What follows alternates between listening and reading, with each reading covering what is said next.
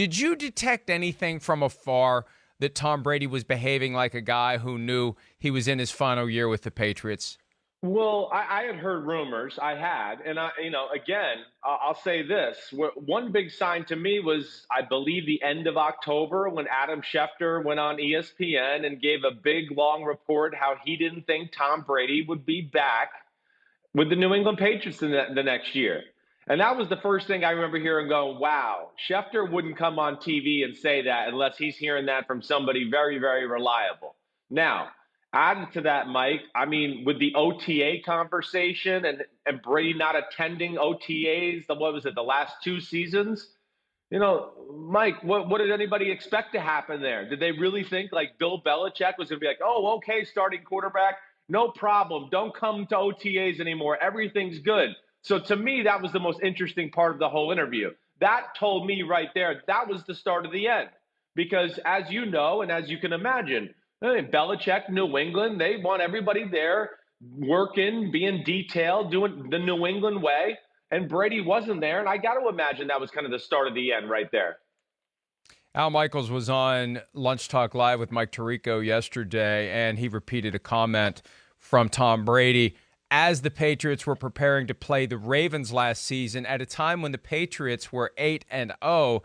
Tom Brady in the production meeting told Al Michaels and Chris Collinsworth, I'm the most miserable 8-0 quarterback in the NFL. And Al joked yesterday that he still thought the odds for Brady leaving were 43,000 to 1. And ultimately, we know what happened. Brady left. Let's hear a little bit more from Tom Brady yesterday with Howard Stern. Brady regarding who gets the credit for what has happened in New England over the last 20 years, him or Bill Belichick. It's got to be somewhat annoying when there's always this question, Tom Brady, greatest of all time, but if he didn't have Belichick, he wouldn't have achieved because Belichick is the brains there. I think it's a pretty argument, actually, that people would say that because, again, I can't do his job and he can't do mine. So the fact that you could say, would I be successful without him, the same level of success? I don't believe I would have been. But I feel the same in vice versa as well. To have him allowed me to be the best I could be. So I'm grateful for that. And I very much believe that he feels the same way about me because we've expressed that to each other. You know, I'm always probing for BS when people are giving these kinds of answers, but I actually believe this, and I buy this. I get it. The way Bill Belichick was, the way that he is, gets the most out of his players, the players who submit to the Patriot way. If you're not going to submit to the Patriot way, Bill Belichick's method for pressing buttons won't work. But if you are all in with the way they do things, Belichick knows how to get the most out of you, and he doesn't get it out of you by praising you. He gets it out of you by being demanding, by having a high bar, and by constantly needling you the way Bill Parcells handled your dad back in the day. No doubt. I mean, again, he's the general, the general of the battleship. He wants to make sure everybody's on their P's and Q's. Nobody's getting a free pass or a pat on the back at times. Hey, good job. You're doing wonderful here. No, he's going to keep you on your toes. He wants to keep your competitive juices flowing. Yes, he played games like that. I don't want to say games like that. It's just he knows what it takes to make players compete and play at their highest level. And I think that's the big thing. And I agree with Brady in a lot of ways. I mean, listen, do I think Tom Brady, I'm going to give Bill Belichick more of the credit. You know that. But do I think if Tom Brady would have won Super Bowls somewhere else with another team that at least had somewhat of a supporting cast and a good coach? Yes, absolutely. But do I think Bill Belichick is, of course, the mastermind behind the, architect of the New England Patriots and what they are? Yes. I mean, you talk to Chris Collinsworth or Al Michaels or Phil Simms or Troy Aikman or Tony Romo, anybody that's been following the NFL as far as like broadcasting games, they would tell you when you walk into New England, things are done a different way. It's a different feel. It's a different vibe. And that was set forth by Bill Belichick. Brady was the perfect, what do I want to say? Sergeant General to be on the field with the troops daily, carrying the message from the coach into the locker room with the players. And that's why it works so well. It's kind of like the old school parenting approach, the withholding of emotion by the dad, right? The withholding of praise by the dad, the constant expectation to do better, be better, live up to a higher standard, and the fear that if you ever say, good job, son, son's going to get soft, right? Yes, I mean that's what it is. You're exactly right. I mean, how many times, I know I've said this to you before, but I know the one thing I learned when I was working there in New England is the Patriots coaches felt like Wes Welker played better when he was pissed off. So they made sure they found a way to piss him off on a weekly basis. I mean, that's what they did because they knew they were going to get the best Wes Welker come Sunday. And yes, that's the job of a great head coach. It's not to sit there and be your best friend all the time. It's to get the most out of you. And I think Brady will appreciate it more, and Belichick will appreciate Brady more when this is all said and done. But I think, the other thing, when we go back into when it was at the end, right? And I talked about the OTAs earlier, that I would think before the year, there was some talks about, contract. I'm sure Brady got a feel for what New England was willing to give him as far as money-wise. He probably was like, whoa, I don't like that. And then he's also going, man, this has been a 20-year grind with the biggest curmudgeon in the history of the NFL. And I think all those things led to him knowing there was a good chance he was going to leave after the 2019 season.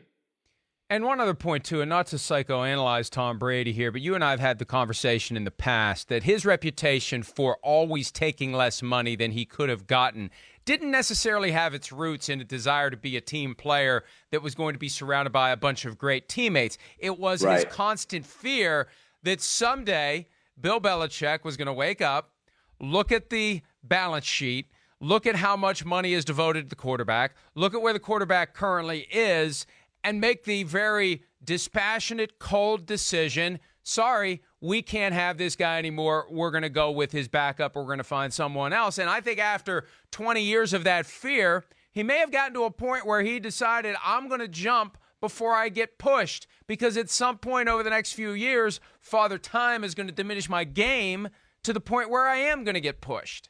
I think so, Mike. I think there is something to that. Yes, I was always led to believe that it wasn't Tom Brady volunteering for, I'll take less for everybody else, that it was an ultimatum, more or less, in a lot of ways by New England. Like, no, this is what it is.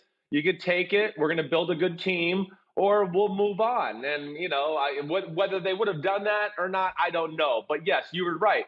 That would lead to the detention, the exhaustion of a player constantly having to prove himself on a daily basis, and probably did want a little bit of a pat on the back or a pat on the butt to just go, hey, man, Tom, you're doing a great job. But that's just not Bill's way. And now, Tom, who's a great competitor, he gets re-energized and gets to go to the Tampa Bay Buccaneers and prove to people that, hey, I could do this without Bill Belichick, and he's certainly going to be the biggest show in town and in the NFL. Anytime Tampa's on TV, it's going to be a huge deal. And, and Belichick, I don't think is going to take it personal, Mike. Belichick is too much of a curmudgeon. I don't think Belichick's going to get on the bus after a game and go, let me see what Tom Brady and Tampa did, where I can maybe see it being more the other way around with Brady paying attention to New England, just because Belichick is so driven and always on to the next task. I was sufficiently impressed by Tom Brady's explanation of what he could have done without Bill, what Bill could have done without him, what they managed to do together. It passed the BS meter test for me. The next topic we're going to share with you, though, the BS meter is pinging a little bit on this one. Let's hear some more from Tom Brady with Howard Stern on Wednesday. I never cared about legacy. I mean, I could give a shit about. I never once when I was in high school said, man, I can't wait for what my football legacy looks like. It's just not me. That's not my personality. So why would I choose a different place? It's because it was just time. I don't know what to say other than that. Like, I had done everything. I accomplished everything I could in 2 decades with an incredible organization, incredible group of people, and that will never change. And no one can ever take that away from me. No one can ever take those experience or Super Bowl championships away from us. I don't buy for a second that Tom Brady doesn't care about legacy. We all care about legacy. Legacy motivates us in many different ways. You don't win 6 Super Bowls if you don't give a bleep about legacy, Chris. Well, yeah, I think so. And, I believe him in the fact that I don't think he was worried about legacy in high school or college or probably even the early days of his NFL career. But once you win 3 Super Bowls, and then people start to talk about, ooh, if you win one more, you're with Joe Montana and Terry Bradshaw. And then he lost 2 Super Bowls in a row. And it looked like, oh my gosh, Seattle's on the 2-yard line and they're going to lose a 3rd Super Bowl in a row. How could this be? Yes, I think he became legacy aware towards the end of his career. And that's not a bad thing. You're right, Mike. I mean, of course, you should be. It's part of the competitive nature of any great athlete. But I think the thing that I love about Tom Brady is, yes, legacy, surely important to him. And we know that. I mean, he wouldn't have been taking pictures of, 6 rings on Twitter last year with Julian Edelman. But at the same time, he's like the most selfless quarterback of a star team as we've ever seen. And that's where I really do respect him. I mean, yeah, he was willing to not, kick and scream for taking less. And he did all the things that Belichick wanted him to do on a daily and weekly and yearly basis. And that's where Tom Brady is really, really special, let alone, his toughness and his great right arm and his ability to deliver in the clutch. He's, arguably the clutchest quarterback in the history of the sport. I don't think there's any denying that. I just don't believe that in that stew of motivation that prompted him to go from being a 6th-round pick, 199th overall, if you haven't heard, to being the greatest quarterback of all time, that consideration of legacy wasn't there every step of the way. Joe Montana was his hero growing up. He wanted to be Joe Montana, and I know he said yesterday he won't say whether or not he was better than Joe Montana. He's better than Joe Montana. He one-upped, or two-upped, as the case may be, his idol, and that surely was part of what drove him every step of the way. The Scott Pioli story about seeing him in the practice bubble on a Friday night when no one else is around, that's just not proving people wrong for failing to draft him. That is establishing a legacy better than the guy you grew up idolizing.